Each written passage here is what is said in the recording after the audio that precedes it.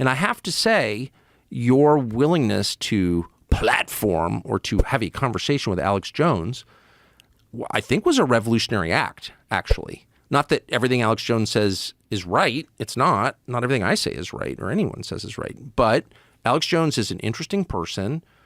And even if he's not interesting, he has been walled off from the rest of us through name calling. And your willingness to be like, no, actually, we're just going to listen to Alex Jones and you can decide for yourself. Well, Alex has been my friend for more than 20 years. Well, exactly. But even if he but I'm sure you have other friends you haven't invited. And just like, you were not allowed to talk to him. And when you hear Alex Jones talk, you may not agree with everything he says. I don't know that I do. But you definitely understand why they told you couldn't listen to Alex Jones. Well, that's one of the reasons why I had him as one of the first guests when I came over to Spotify. Love that. I was like, let's go. What did they say?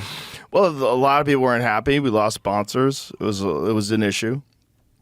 But I think it did the job. You know, it regardless of what he said that's incorrect. Clearly, the Sandy Hook thing was incorrect. You know, Alex, I know Alex personally, so I know what he was going through. And, you know, everybody wants to talk about mental health and they want to praise people for being honest about their mental health issues and support them on their mental health journey to wellness. Alex has gone through some real issues. And one of the reasons why he's gone through some issues is because that guy is uncovering real shit that's terrifying every fucking day. And he was drinking out of control.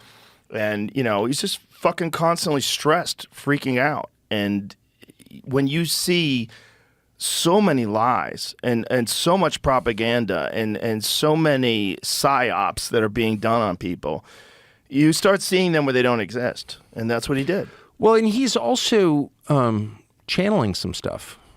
You can't call 9/11 in detail because you're super informed. Before the fact. He called it. Yes. He literally called it. In the summer of 2001, he said planes will fly into the World Trade Centers and they will blame a man called Osama bin Laden.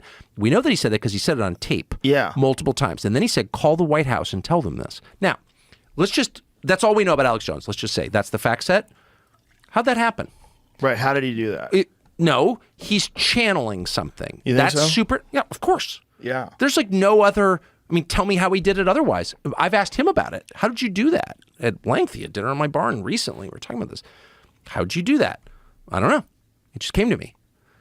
And that's real. That is real. The supernatural is real. And I don't know why it's so hard for the modern mind, I guess because it's a materialist mind, to accept that. But and that's not a new phenomenon. It's happened throughout history. There are people called prophets. And there are people who were prophets who weren't called prophets, but there are people who have information or parts of information, bits of information, visions of information come to them, and then they relay it. It's not from them. They received it. This is like one of the oldest phenomena in human history. So those people tend to be a little crazy, a little imbalanced, a little different from everybody else. Do you know what I mean? They live on locusts and honey in the wilderness. I mean, that's just like they're not like everybody else. And that's clearly part of what, I'm not saying that everything that Alex Jones says is a prophecy from God. It's not. But that was prophetic. And if it wasn't, tell me how it wasn't. In July of 2000, like I lived in Washington in July of 2001. You know, my dad worked in the government. Like I was as well informed as anybody could be about what was going on in the government. I've always been interested in what's happening in other countries. I was aware of Osama bin Laden. I knew about the Taliban. I knew, more than most people. There's not one person who was saying, not one person in Washington, D.C. was saying, at some point soon, they may fly airplanes into the World Trade Centers and blame Osama bin Laden. Like that just wasn't a thing. So if you said that multiple times on camera, there's a reason. Like, and everyone, I've said this to 50 people, what I just said to you, and they all look at me like, yeah, that's stupid. Tell me how it's stupid. Like, tell me how he did that. Like, that's impossible, actually. He didn't just do it with that either. No, I'm aware. He's done it with a lot of things. And that's one of the more interesting things about him is that, like, he talks about stuff. Like, he talked about, like, I'm going to send this to Jamie because this is one of the really crazy ones that he called. And this is like 2000 probably, I guess 2017.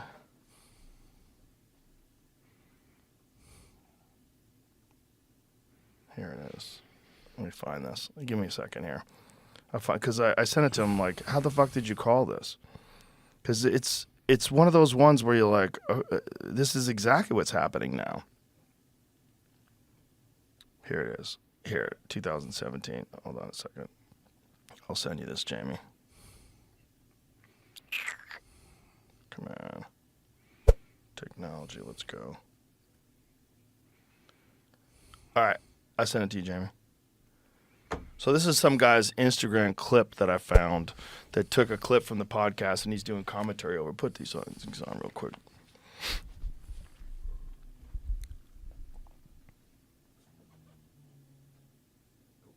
You got it? Okay, cool.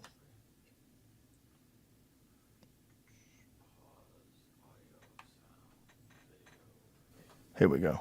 22 years on podcasts, InfoWars, Alex Jones, and Joe Rogan discuss what's currently happening right now. Google, CERN, technology, vampires, aliens. In a nutshell, Alex was pretty on point with this message. Let me know what your thoughts are. Is he crazy or is he on to something? It's really big. So, Okay. Yeah, pour another shot of that. the media. Let's get this out properly. All right, let me give you my best, please. Deep research approximation once again. What do you think is going? But am I wrong to still hold out hope that aliens are real? Because I tell you, as the two guilty pleasures that I still cling to is Bigfoot and aliens. Those are two. Bigfoot, not so much. I wish it was real, but I just don't. Are you ready? Yes.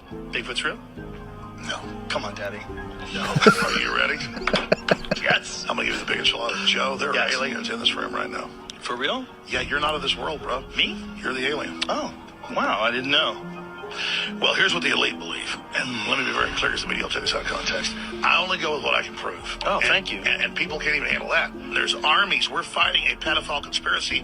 But beyond that, it's a vampire conspiracy in that they are interdimensionally sucking the essence of our youth.